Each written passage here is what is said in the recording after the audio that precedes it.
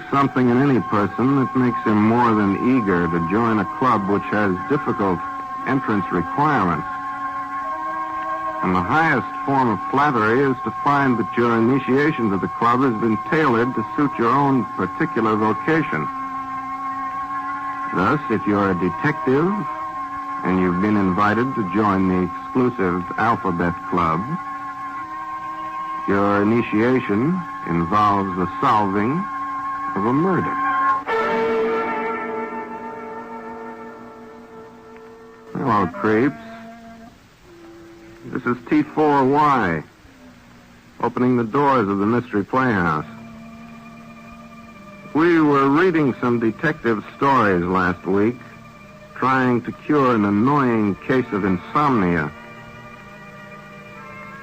One particular set of tales was interesting enough, had sufficient deductive reasoning so that we thought you, too, would be interested in it. So tonight, we bring you an exciting chapter from the life story of that detective named of Nick Carter. A single light burns brightly down in the basement, deep under the old brownstone mansion at the corner of 5th and 4th, illuminating a small paper target. 20 yards away, Nick Carter stands, firing methodically. To the left, about 8 feet, 8 inches. Try again. Left again, 9 feet, 2 inches. 9 feet exactly that time. Nick?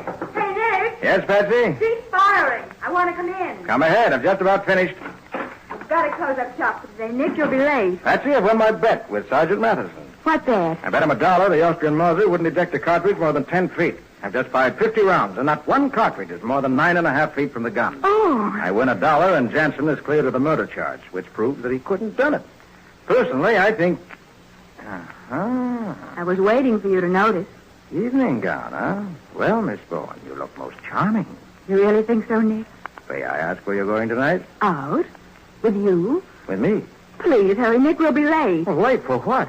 Don't tell me you've forgotten. And you were so anxious to go and never came. Honestly, Nick, sometimes I believe you're not human. Now hurry and get into your dinner clothes. I'll explain on the way over. Well, Patsy, where are we going? To a murder.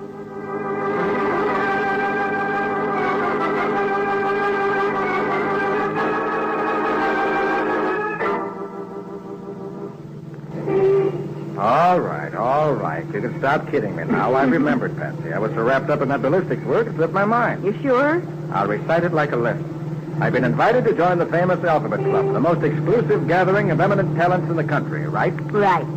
Incidentally, why is it called the Alphabet Club, Nick? Well, the first letters of the names of the charter members are the first 4 letters of the alphabet. Arnold Archer. The financier? Mm-hmm. Nelson Burns, the architect. Walter Crane, the boy wonder engineer. And George Dennis, the attorney. Oh. Coincidentally, they're not only the charter members, they're the initiating committee, too. They're the ones who are going to put me through the ropes before the rest of the club arrive for dinner. Oh, that initiation sounds a cute idea. Yes, in fact, rather tickles me. Staging a make-believe murder.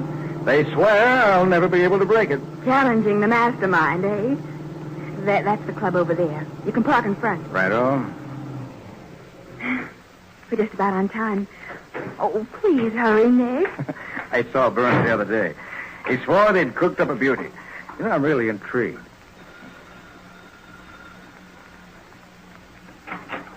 Yes, please. Miss Bowen and Mr. Carter. Oh, yes. Good evening, madam. Good evening, sir. Welcome to the Alphabet Club. Thank you.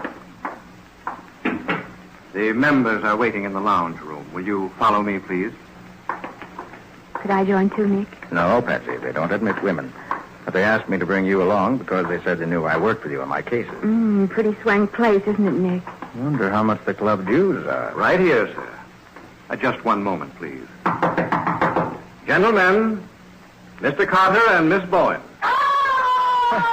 Well, for the love of... Gentlemen, open the door, please. Mr. Archer, Mr. Burns, please open. Mr. Crane, Mr. Dennis. Enter the house of death. Murder awaits Nick Carter. Golly, It's pitch dark. Watch your step, Patsy. Don't trip on any dead body. What's that noise I hear? Sounds like we're in a toy shop. Let's close it off, Miss Bourne. Lights, please. Let's have some light, Walter. That's it. Here we are. Oh, golly. Who's that lying on the floor? I assume it's Santa Claus. All right, you are. The name of this mystery is Who Killed Santa Claus? And if Mr. Carter and Miss Bourne want any dinner, they'd better find out who done it, and quick. Very well, gentlemen. I shall begin with the taking of the evidence. My name is Arnold Archer. I love Santa Claus, but today I hate him Why? because he brought me this cat pistol. And I really wanted a horn. My name is Nelson Burns, and this horn is a sad disappointment to me. I hate Santa Claus. I really wanted the sword he gave Walter Crane. And I wanted the cat pistol he gave Archer. Well, who's Santa Claus? Oh, that's George Dennis. He'll say hello after Mr. Carter finds out who done it. Well, gentlemen, I see you all have a good and sufficient motive for killing Santa Claus. I must now examine our make-believe corpse to discover the method of this brutal, foul, and illegal make-believe murder. In my opinion... Patsy, Nick, what is it? get on the phone. Call Matty. Get the homicide squad up here fast. Mr. Carter... I'm not joking, Mr. Archer. You'd better call the other members and cancel the dinner. Your make-believe murder has turned real. Dennis has been shot to death. All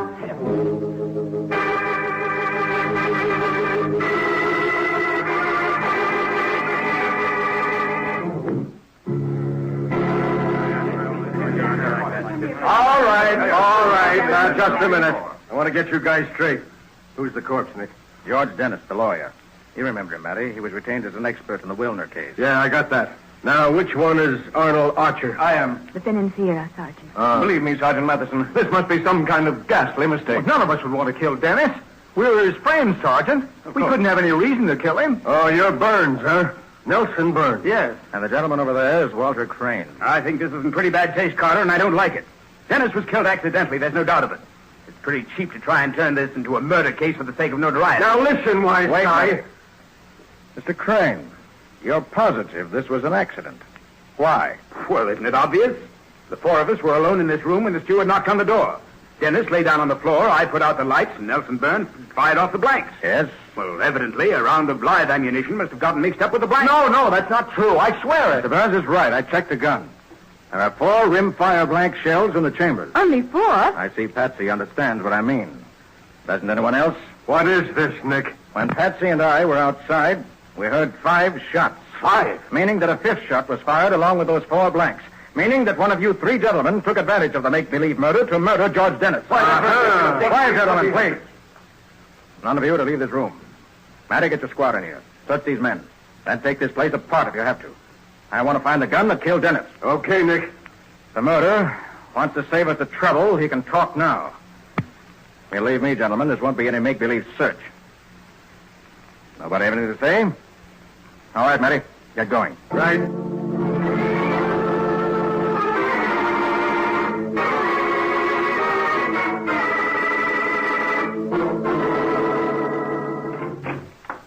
We're over here, Matty. Comparing notes.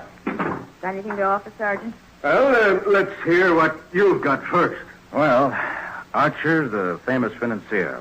Worth over $1 million. Wouldn't kill for money. Nelson Burns, same status. Plenty of money. Ditto for Walter Crane. All 4 men were pretty close friends at college.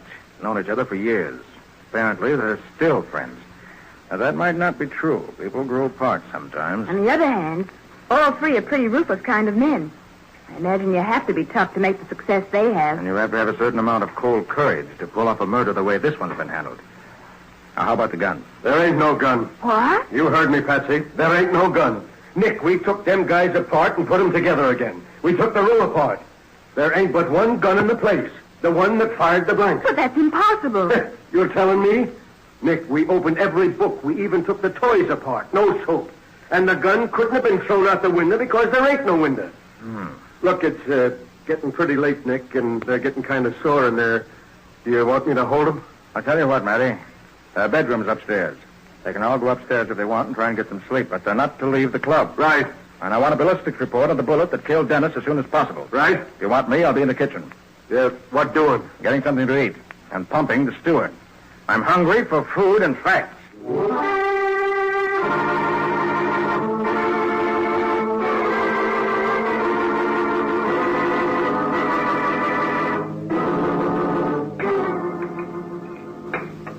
Now, this is a man that can cook after my own heart. Thank you, sir. Me too. I'll take lessons from you any day. Thank you, ma'am. Too bad a dinner like this had to be wasted. Oh, it's not the dinner I mind, sir. It's the fact that your joining the club was so... Inauspicious? The very word, sir.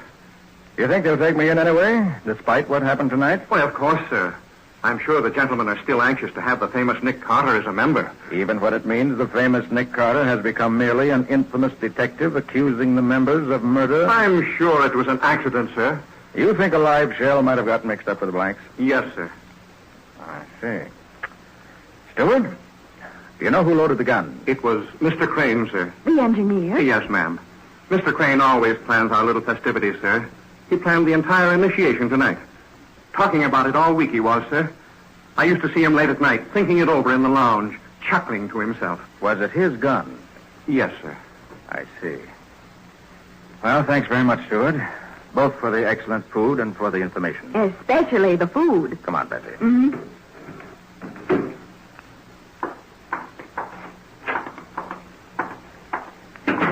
I think I'd like to go upstairs and have a few words with Crane. Nick, do you think Crane... Don't know, Betsy. Certainly, he's a likely prospect. I didn't like the way he kept insisting it was an accident. What I don't like is the fact that Walter Crane, engineer, gentleman with a calculating and mechanical frame of mind, gentleman who loaded the gun himself, failed to notice an extra shot was fired. Nick! That's no initiation. Come on, upstairs quick. Hey, Nick, you hear that? Came from upstairs, Matty. Come quick. Sounded like Crane to me. Nick, this might be a trap to get us up here. Wait a minute. This is Crane's room right here. Here. Glory be. It's Crane, all right. Dead on the floor. With a toy sword in his heart. For heaven's sakes, Carter, what is it? Who screamed? All right. Don't park here. This ain't no Coney Island peep show. But Arnold, it's Crane. What do you guys think this is, a reunion? Go on, get out of here. Go on back to your room. Just a minute, Matty. I want to ask a couple of questions. Okay. Mr. Archer, where were you when you heard Crane scream? Well, I just finished bathing. I was in the shower room. I see. It's why you're still carrying a bath towel. Yes. And you, Mr. Burns? Well, I was in my room waiting for Archer to finish. I was smoking a cigar at my window. Where's the cigar? I don't know. I think I dropped it out the window when I heard Crane yell. Matty, get one of your men to check that. Right. Be back in a flash. Now, let's have a look at that sword. May I borrow your towel a moment, Archer? Certainly. I don't want to smudge any prints that might be on it. You are? Thanks. Just wrap this towel around it. Mr. Carter, surely you don't think I... You what, Mr. Burns? Well, merely because I said in jest that I wanted Crane's toy sword during the make-believe murder, you don't think that I killed Crane with it? Deductive reasoning isn't that obvious, Mr. Burns. You have nothing to worry about on that count. Thank you. But both of you have plenty to worry about on other counts. No, Mr. Carter. Look here, gentlemen, you can... I don't think either of you understand. 2 murders have been committed in this club. Someone's guilty. That leaves 3 suspects. You, Mr. Archer. What? You, Mr. Burns. But And the steward. They execute men for murder, gentlemen. Try to understand that. Well, I found the cigar all right, Nick. All right, Matty, thanks. These gentlemen may return to their rooms. All right, gents. Well, Nick, what about Crane? Killed almost instantly, just time enough to scream. Uh-huh. Whoever killed him used plenty of power to thrust this dull blade deep enough to penetrate the heart. Any prints on the blade, Nick? I'll take the towel off and look. No. Blade's dry and clean as a mirror. You look at it by reflected light. Not a latent print on it, not even a smudge. That doesn't help much. Well, I got news. It ain't going to help much more. Yes? They took the slug out of Dennis. Here, look at it. Thanks. 22, I see. Wait. Hello. You see, huh? Nick, what is it? No rifling marks on this bullet, Patsy. No rifling mark. No lands or grooves on the slug at all. Now, what's that supposed to mean? The killer threw it at Dennis? That's impossible. We heard the extra shot. Matty's just being difficult, Patsy. I think Matty's bad news is the best I've had on this case. Well, now, what's that supposed to mean? It means I think I know where to find the gun that killed Dennis. Come on, Patsy. We're going to have a look at Dennis's house. Well, how in blazes did the gun get there? I didn't say the gun was there. The gun's in this house. Then why do you go into Dennis's place? To find out why it was fired.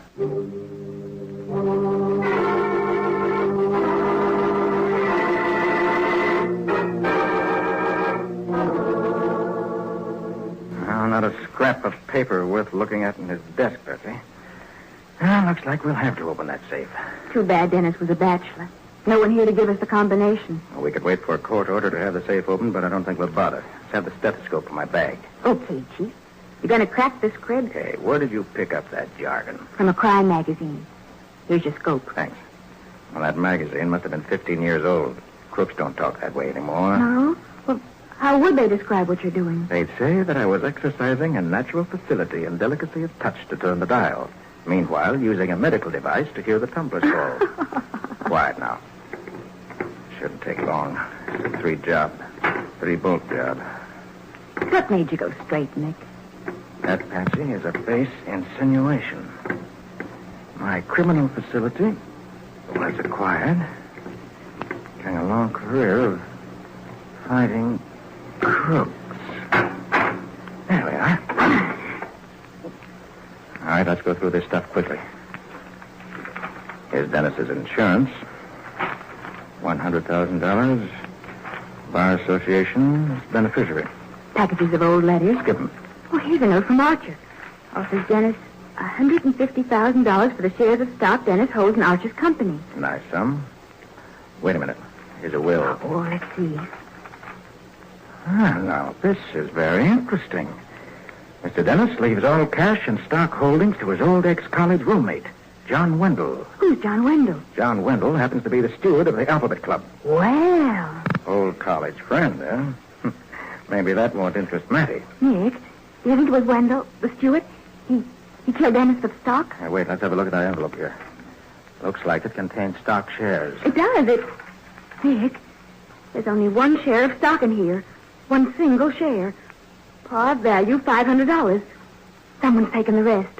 Just one share, huh? Patsy, where's that note from Archer you just read me? Here, Nick. Why? Let's see. Oh, for you, $150,000 for... Uh-huh. Patsy, you didn't read this correctly. It says that Archer offers Dennis $150,000 for his share of stock. Dennis only owned the one share. Then why should Archer offer him $150,000 for a share of stock worth only $500? You'll find out shortly. Let me have that phone. Oh, why do you always have to be so mysterious, Nick? I don't like making statements until I'm positive. Alphabet Club. Sergeant Matheson speaking. Matty, this is Nick. Oh, what'd you find, Nick? I think I found all the answers. Well, Nick, leave me here. Not on the phone. I'm going to demonstrate. Now listen. I'm listening. Get the surviving members out of bed. Yeah? Tell them I've broken the case. Tell them I'm going to reenact the crime for them. Yeah, how? When Patsy and I come to the door, I want the steward to meet us. Then we'll play the make-believe murder all over again, just as it happened. You can take Rains Park. Reenact the make-believe murder? Right. I think you're crazy, Nick. Maybe. But this time, the make-believe murder is going to lead to an honest-to-goodness solution.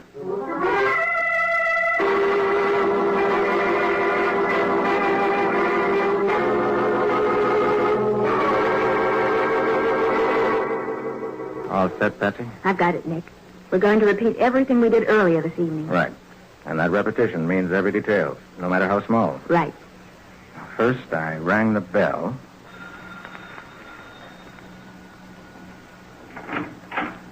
Yes, sir? Miss Bowen and Mr. Carter. Good evening, madam. Good evening, sir. Welcome to the Alphabet Club. I think I asked you to follow me, Mr. Carter. Right. Go ahead. All set in there, Matty? Lights out and ready to go. Gentlemen, Mr. Carter and Miss Bowen. Make like I'm screaming, Nick. That was Crane's job. Go on. Knock again. Then I said, gentlemen, please open the door. Right. And then?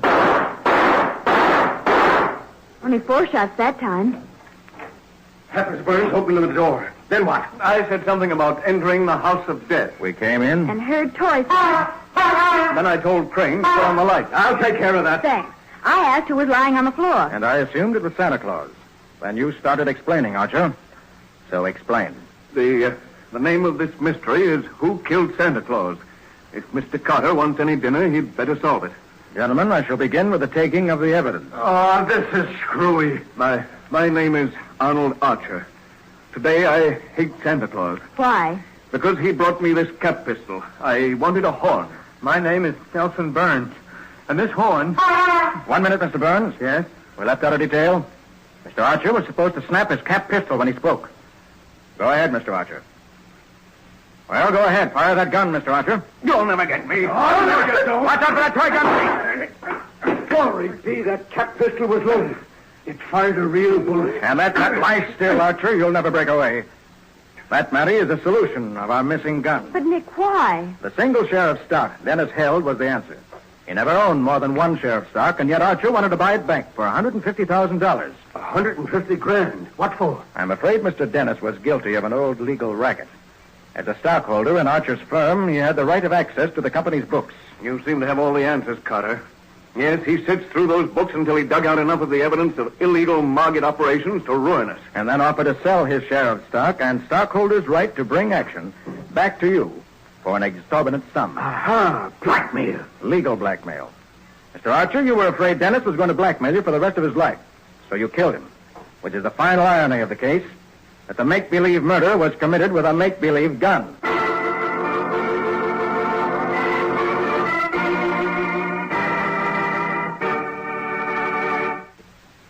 Nick, I thought Sergeant Matheson checked the toy gun when he searched the room and found nothing wrong with it. That's right, Ken. A point very few people know is the fact that certain types of cap pistols can fire live ammunition. The bullet is wedged into the barrel through a small hole in the plate that should support the cap. Then the hammer is snapped and discharges the bullet, accurately enough to kill at short range. So Archer killed Dennis with the gun and then pretended it was a toy. Right. He disposed of the cartridge by the simple means of swallowing it. I guessed that, and he admitted it. Well, why'd he kill Crane? Because Crane's methodical memory couldn't be fooled. He finally recalled where the extra shot came from. When he called Archer into his room and confronted him, Archer killed him. Said he just grabbed up the toy sword and stabbed. Did you know that before? Well, I had a pretty good idea. On the pretext of protecting fingerprints on the sword, I borrowed Archer's towel. He claimed he'd been bathing, but his towel was quite dry. Didn't even dampen the metal blade. That's right. I remember you mentioned it. I staged the repeat performance to frighten Archer and save us the trouble of a long cross-examination. I knew that Archer, in self-defense, would probably load his toy gun again, hoping to use it to effect an escape. That was what I was playing the scene for. Golly. Pretty clever.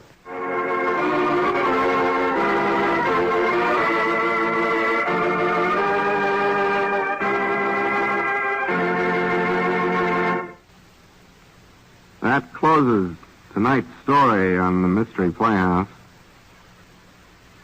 The tale you heard was from the life story of Detective Nick Carter. Now, some interesting notes. This time, and really, we have definite word from mine host of the Playhouse, Peter Lorre by name, remember, that T4Y has lost his lease. That, in effect, Mr. Lorre is coming home to roost and expects to be back here among the cobwebs before you have time to recount your points. I wrote and told him we were expecting him. And what more can I do, Now I see it's getting early again. This is T4Y closing the doors of the Mystery Playhouse. Oh, yes. Good night. Sleep tight. This is the Armed Forces Radio Service.